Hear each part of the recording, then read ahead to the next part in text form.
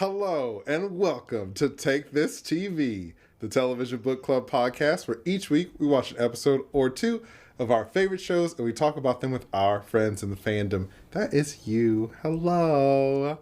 So this season we're talking about Constellation, and I'm joined as always by the wonderful Kimberly Woods. Hello. Hey, hot potatoes. Today we are on episode 6 of Constellation, and it's called Paul is Dead.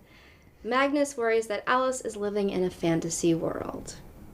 Short and sweet. The funny thing is, when we were talking about this episode title, Paul is Dead, we discovered that it was based on this sort of like, you know, is Paul McCartney of the Beatles dead sort of conspiracy theory that happened that people were wondering about. There's deep lore behind it, yeah. So, yeah, that's pretty interesting. But for this episode, we start out seeing Paul up there in space. And we see Joe's body get sucked. Oh my gosh. It's gnarly. It's horrible. Hit the glass, bleeding. It's like that scene from, was it Alien 3? When the Queen Xenomorph gets sucked through the hole in the spaceship. Spoilers for Alien 3. Yeah, it was pretty intense. But yes, so we see Paul, we see Joe. But Joe's in a different spot than Paul was when Paul died, so that was interesting.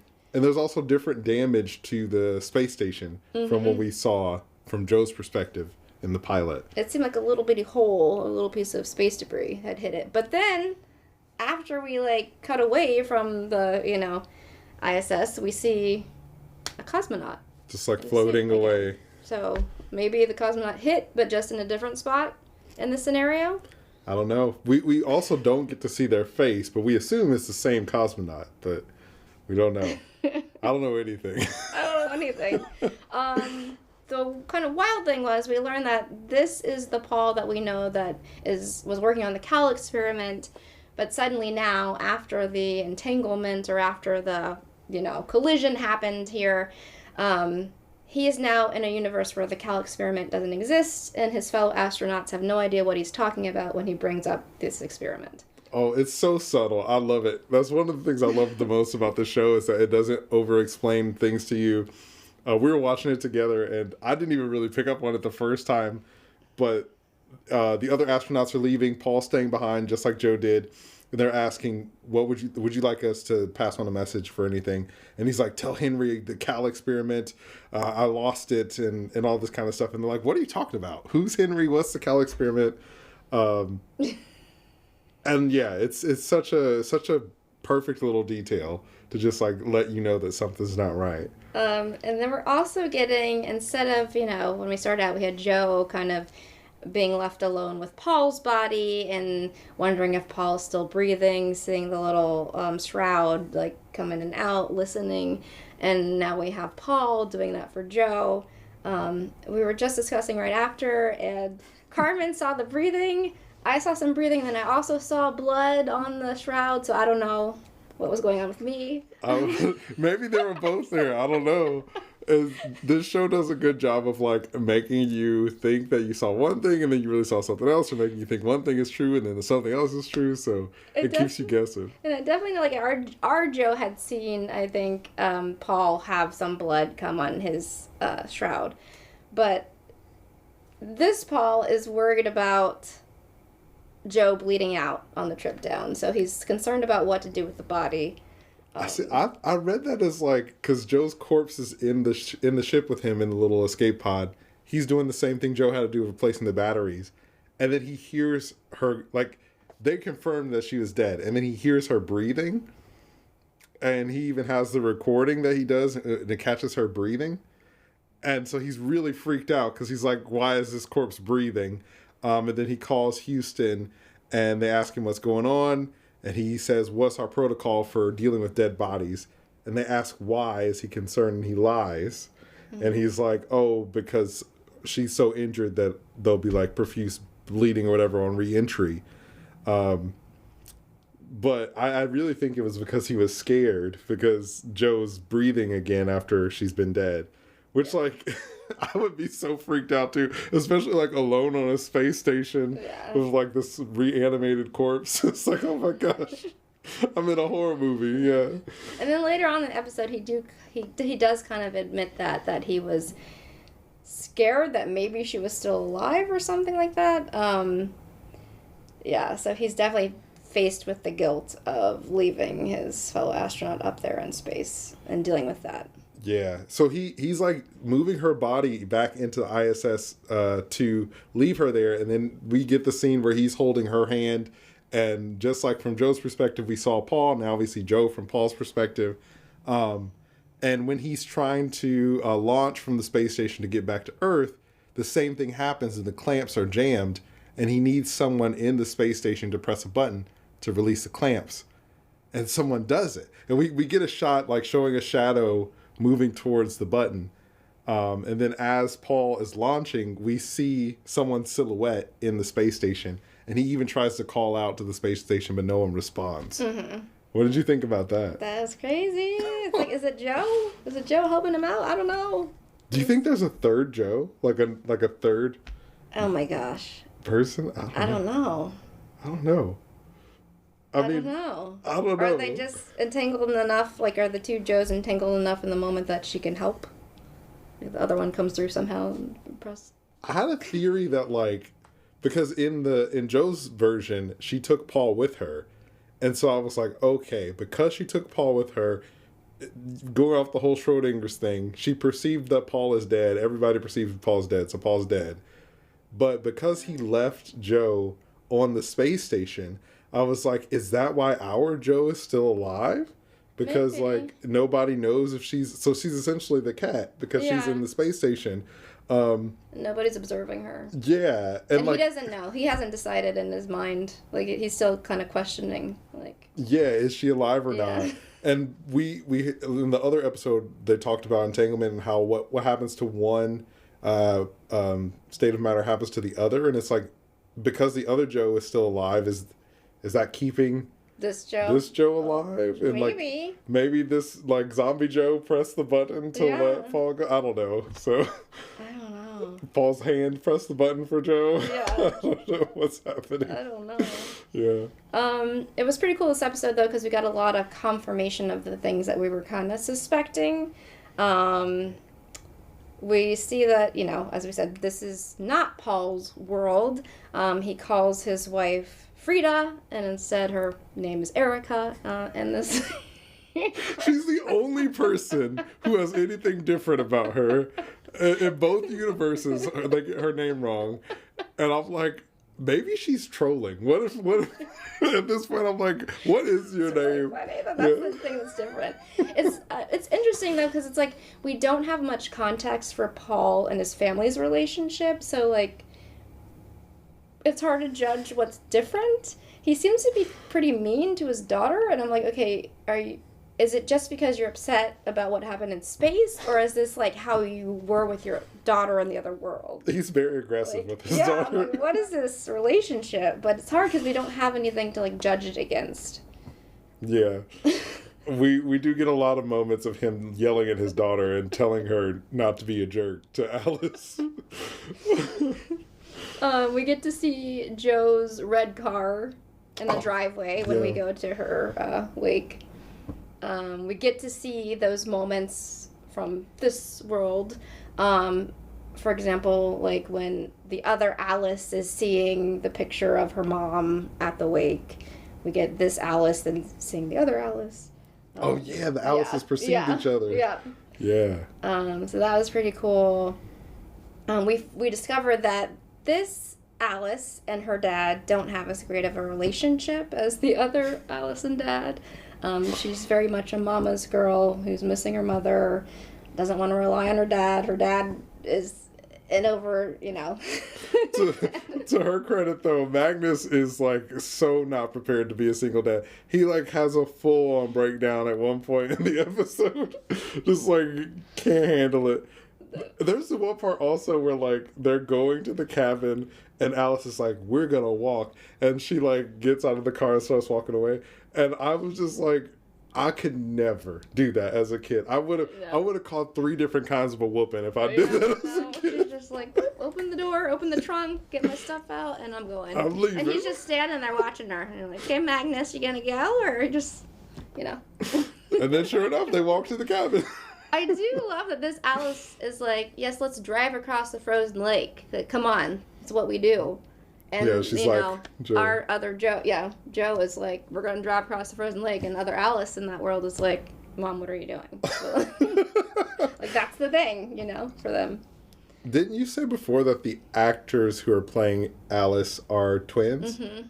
I feel like I can't tell the difference. Are they, like, are the 2 Alices, what am I trying to say? Are they both playing Alice, or are they both... Or is one of them one version of Alice and one is the other? I don't know. I'd like to know that too. Yeah. I wonder if they have scenes together. Because I know sometimes they do it anyway for kids because they can only have shorter days on set. Mm-hmm. And so they, can give them breaks more often.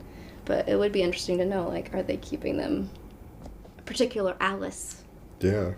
Let us know. I can't really tell. I don't know. It's pretty cool. What else do we see here? Oh, there was the moment when Alice is hiding in the cupboard for the first time, and we see her kicking the wall, and is making that thumping sound. And that is the sound that we hear, the thumping we hear, when Joe first sees the, like, cupboard and, like, is teleported to the hallway.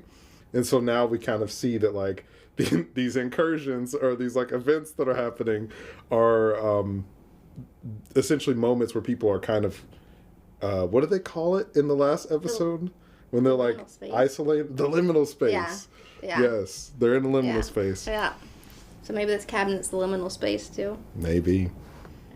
What were you gonna say? I was remembering that we get to see this Alice hearing the piano coming from the other world of her mom playing. And looking to the spot where in this world, there is no piano. I think there's like a record player on a table or something. But where the piano would be. So I thought that was really cool. Yeah, that was a great moment. Yeah.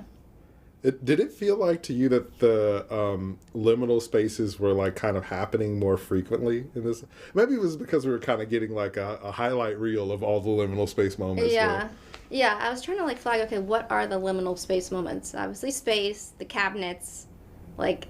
their home and then the cabin home.